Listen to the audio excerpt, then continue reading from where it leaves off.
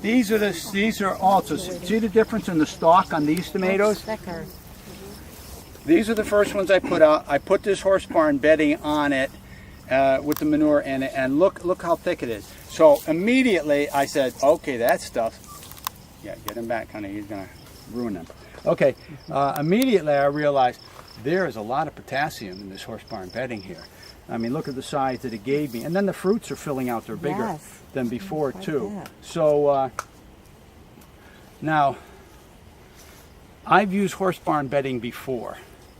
And but this place over there, they have, and when I saw this, I went to her and I said, what kind of feed do you give them? And the first thing she did was get defensive and say, I don't use that hormone stuff. Well, I don't even know what hormone stuff there is, but that's fine with me.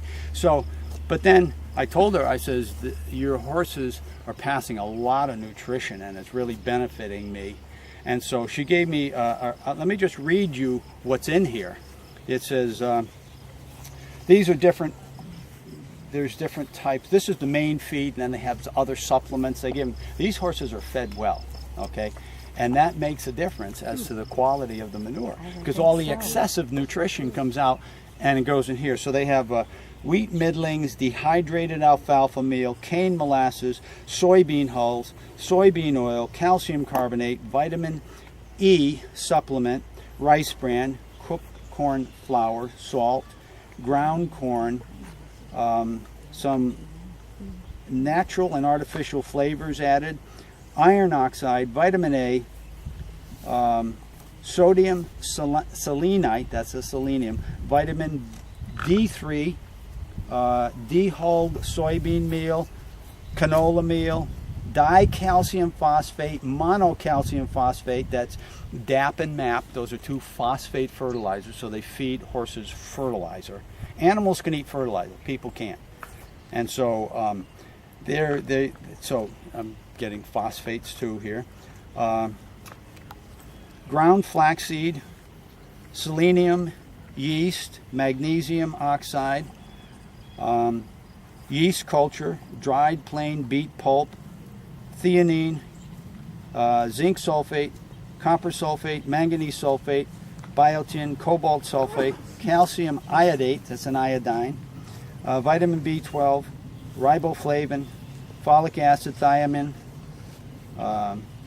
dry lactobacillus acidophilus, another lactobacillus casei,